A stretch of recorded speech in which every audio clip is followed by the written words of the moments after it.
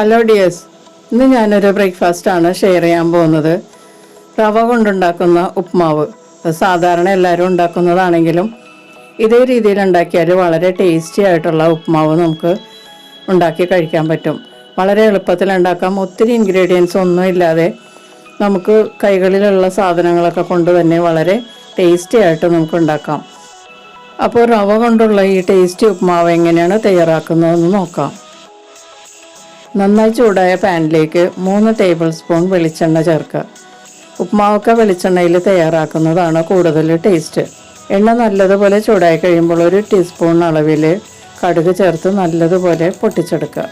കടുക് പൊട്ടി കഴിയുന്നത് വരെ നമുക്ക് വെയിറ്റ് ചെയ്യാം. ഈ ഉപ്മാവിലേക്ക് ചേർക്കാനുള്ള പച്ചമുളക് നമുക്കൊന്ന് തിരഞ്ഞെടുക്കാം. പച്ച നിറത്തിൽ ഫ്രിഡ്ജിൽ വെച്ച പച്ചമുളകാണ്. അതുപോലെ ചുവന്ന നിറത്തിലിരിക്കുന്നത് ഞാൻ പുറത്ത് വെച്ച് ചുവന്ന നിറത്തിലായതാണ്. സെയിം പച്ചമുളക് തന്നെയാണ്. ഒരാഴ്ചയൊക്കെ കഴിയുമ്പോൾ ചുവന്ന് തുടങ്ങും. ഒരു 10 ദിവസമൊക്കെ ആകുമ്പോൾ ഇതുപോലെ ചുവന്ന് ചുളുക്കലോടുകൂടി ഇരിക്കും. ഈ പച്ചമുളകാണ് ഞാൻ ഈ ഉപ്മാവിൽ ചേർക്കാൻ പോകുന്നത്. ഒരു പ്രത്യേക ടേസ്റ്റാണ് ഈ പച്ചമുളക് ചേർത്താൽ. നിങ്ങൾക്കും അതുപോലെ ചേർത്ത് നോക്കാവുന്നതാണ് കേട്ടോ. ഇനി ഇതിലേക്ക് 1 ടേബിൾ സ്പൂൺ അളവിൽ നല്ല പൊടി പോലെ അരിഞ്ഞ ഇഞ്ചി ചേർത്ത് നല്ലതുപോലെ ഒന്ന് ചൂടാക്കുക. ഈ സമയത്ത് നമുക്ക് ഈ പച്ചമുളക് ഒന്ന് കട്ട് ചെയ്ത് ചേർക്കാം. പഴയ കാലത്ത് ഫ്രിഡ്ജൊക്കെ ഇല്ലാതിരുന്ന സമയത്ത് പച്ചമുളക് വാങ്ങിച്ചാൽ ഇതുപോലെ കുറേയൊക്കെ ഇങ്ങനെ പഴുത്ത് കിട്ടും. ആ സമയത്തൊക്കെ ഉണ്ടാക്കുന്ന ഉപ്മാവ് ഇതുപോലത്തെ പച്ചമുളക് ചേർത്തിട്ടാണ് ഉണ്ടാക്കുന്നത്.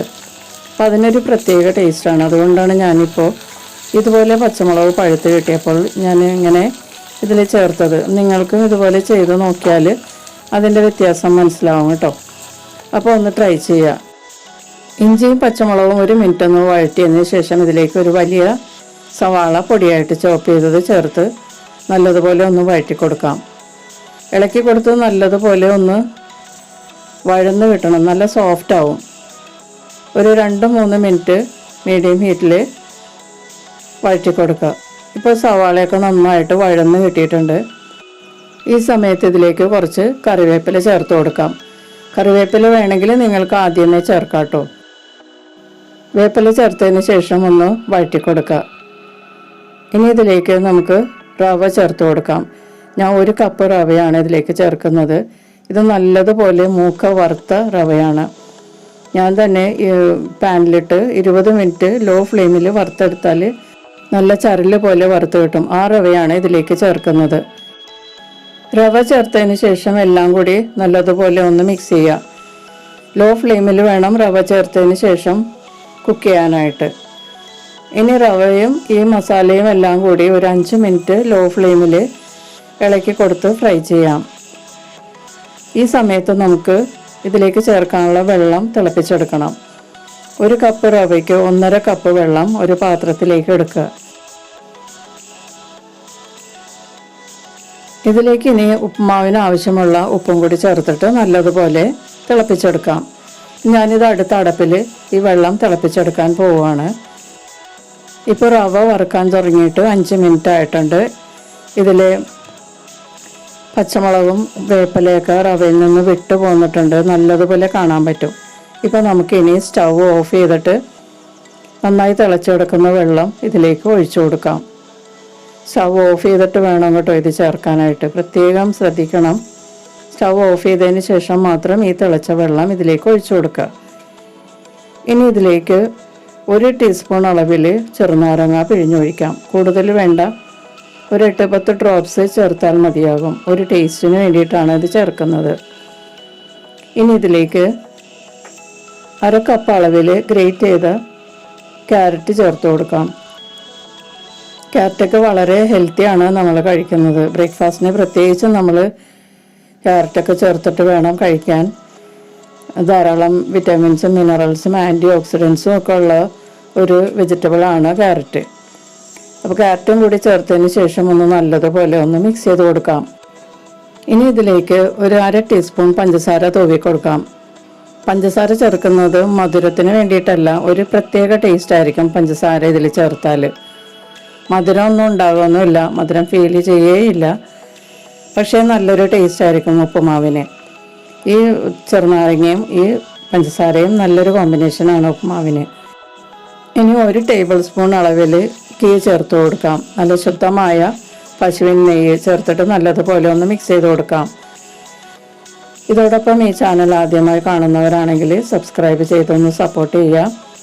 ബെല്ലൈക്കൺ എനേബിൾ ചെയ്ത് എൻ്റെ അടുത്തടുത്ത വീഡിയോസ് ഉറപ്പുവരുത്തുകയും ചെയ്യുക. ഗീ ചേർത്ത് നല്ലതുപോലെ മിക്സ് ചെയ്തതിന് ശേഷം നമുക്ക് ഇതൊന്ന് മൂടി വയ്ക്കാം. മൂടി വെച്ചതിന് ശേഷം നമുക്ക് സ്റ്റവ് ഓൺ ചെയ്യാം. ചെറിയ ബേണറിൽ വെക്കുന്നതായിരിക്കും കൂടുതൽ നല്ലത് കേട്ടോ. ഇനി ഏറ്റവും ലോ ഫ്ലെയിമിൽ വേണം ഇത് ചൂടാക്കാനായിട്ട്. 5 മിനിറ്റ് നമുക്ക് ലോ ഫ്ലെയിമിൽ ഒന്ന് ചൂടാക്കാം. അതിനുശേഷം തുറന്നൊന്ന് നമുക്ക് നല്ലതുപോലെ മിക്സ് ചെയ്ത് കൊടുക്കാം.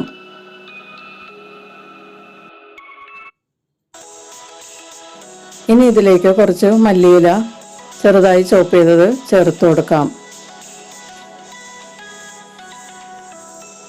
നല്ലതുപോലെ വീണ്ടും മിക്സ് ചെയ്ത് കൊടുക്കാം.